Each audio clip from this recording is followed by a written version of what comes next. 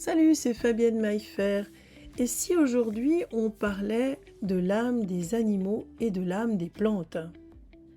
Il existe une vérité qui s'est transmise de bouche à oreille, de cœur à cœur, bien avant les microscopes et les IRM, bien avant les laboratoires et les protocoles. Une vérité que les peuples premiers connaissent, que les chamans honorent encore et que les hypersensibles comme toi ressentent sans pouvoir toujours l'expliquer. Les animaux ont une âme et les plantes aussi. Mieux encore, ces âmes sont reliées, tissées dans une même trame invisible que certains appellent le souffle, d'autres la conscience, d'autres encore le chant du vivant. Cette vérité ne s'enseigne pas dans les manuels ni à l'école, elle se révèle dans le silence d'un un regard échangé furtivement avec un oiseau, un cheval, un renard, dans le frémissement d'une feuille qui répond à ta présence, dans l'évidence que ressent celui ou celle qui, un jour, a osé s'ouvrir à la communication avec le vivant. En fait, les racines et les sabots parlent le même langage. Les plantes ne marchent pas, effectivement, les animaux ne s'enracinent pas, et pourtant, leurs âmes, elles, voyagent dans les mêmes sphères. Elles perçoivent au-delà des mots, elles sentent les intentions, elles reconnaissent la joie, la peine, l'amour, la peur également. Une jument en fin de vie peut se confier à un vieux chêne, un chien peut trouver la paix à l'ombre d'un noisetier, un chat peut choisir de mourir entre deux plantes, deux buissons de roses. Et les plantes, elles, elles entendent, elles sentent, elles accompagnent. Ce n'est pas un mythe, c'est pas de la poésie, quoique. C'est une forme de science oubliée, une science intuitive, sensorielle, spirituelle, une science de l'âme. Les anciens savaient cela. Les peuples premiers n'ont pas besoin de preuves. Ils n'ont jamais eu besoin d'IRM fonctionnel pour savoir qu'un arbre vous reconnaît. Ils n'ont jamais eu besoin de scanner pour deviner qu'un animal ressent vos états d'âme avant même que vous ne les nommiez. Les peuples premiers écoutent, observent, respectent. Les guérisseurs des Andes, les moines taoïstes, les sages aborigènes, les bergers des montagnes, tous affirment la même chose depuis toujours. Le vivant communique dans le silence.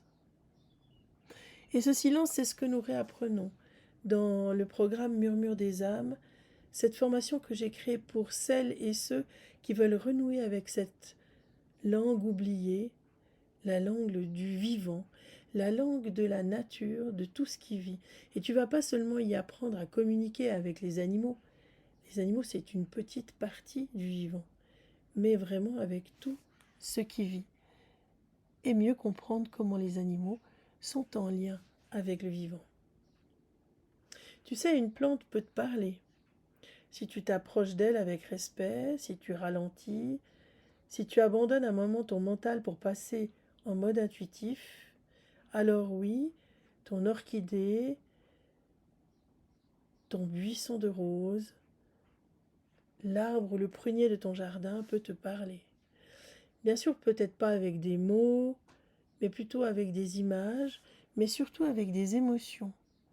Tu peux ressentir un frisson, un goût dans la bouche, une phrase qui te vient comme si elle avait été déposée là, quelque part dans ta tête, comme le fait un chat, un cheval, un âne qui te regarde droit dans l'âme.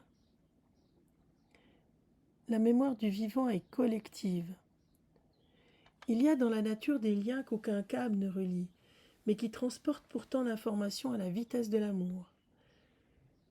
Tu sais, un troupeau d'éléphants peut ressentir la mort d'un des siens à des kilomètres. Une ruche change son rythme lorsque le cœur de l'apiculteur s'assombrit. Une plante change sa vibration si tu lui parles doucement, si tu l'aimes, et même si tu pleures à ses côtés. Les chercheurs commencent à le prouver, mais toi, moi, on l'a toujours ressenti. Ce savoir est ancestral et il renaît aujourd'hui à travers ceux qui choisissent d'honorer le lien, ceux qui osent écouter ce que les animaux ont à dire, non pas qui veulent les aider, mais juste déjà les écouter, ceux qui devinent que les plantes, elles aussi, soignent non seulement le corps, mais l'âme. Alors pourquoi je te parle de tout ça aujourd'hui? Parce que ce lien oublié est en train de se réactiver.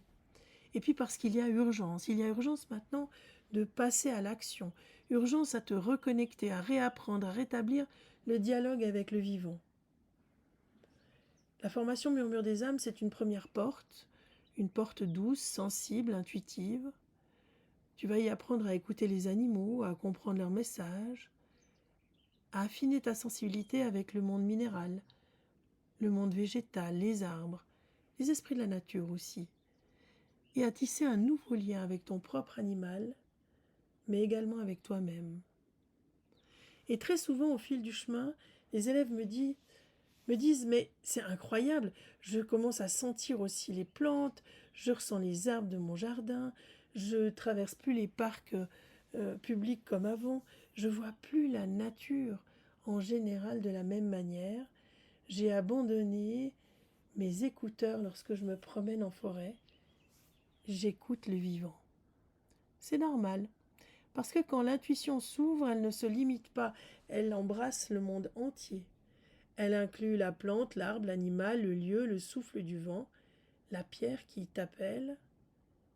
C'est ce que nous explorons ensemble, plus loin, plus en profondeur, dans la formation professionnalisante qui s'appelle Origine. Origine ou ORS, c'est l'art de se relier et de relier le subtil à la matière et à sa mission de vie. Alors oui, tu as passé un certain temps à faire du développement personnel, à mieux te connaître, à mieux comprendre, mais on est entré maintenant dans un temps où il est temps de passer à l'action, si je peux dire ça comme ça, où il est temps de mettre en œuvre toutes ces choses pour lesquelles tu t'es préparé depuis de si nombreuses années. Alors Ors, c'est vraiment pour celles et ceux qui ne veulent plus seulement ressentir, mais incarner, assumer ce lien profond avec le vivant, devenir accompagnant, interprète, passeur d'âme animale, médiateur entre les mondes. Dans Ors, on apprend à devenir une professionnelle ou un professionnel éthique de la communication animale intuitive, mais pas seulement. On y apprend aussi à reconnaître le champ subtil du monde animal, minéral, végétal et du souffle qui les relie l'un à l'autre, à se positionner dans une pratique respectueuse, à affiner son discernement, à poser les bonnes questions et surtout à ne plus douter de ce que l'on ressent. Tu sais, ce monde a maintenant besoin d'âmes courageuses, d'âmes sensibles, d'âmes reliées, d'âmes qui s'engagent. Le murmure du monde, les animaux, les plantes sont là pour nous l'expliquer. Ils ne cherchent pas à dominer, ils n'ont rien à prouver, ils ne crient pas, ils murmurent. À nous d'écouter. Et si ce texte résonne en toi, si quelque chose en toi te dit « mais j'ai toujours su ça », alors peut-être que tu es de ceux et de celles que j'appelle les passeurs de conscience. Ceux et celles qui savent que le lien existe, même s'ils ne savent pas encore comment l'expliquer. Alors peut-être que c'est le moment de franchir une porte, de te former, d'affiner ton art et d'oser à ton tour honorer le vivant. Alors rejoins-moi sur le site de l'École de la Conscience, www.écoledelaConscience.com. On t'attend. Les animaux t'attendent, le vivant t'attend, la nature t'attend. Allez, salut et à bientôt.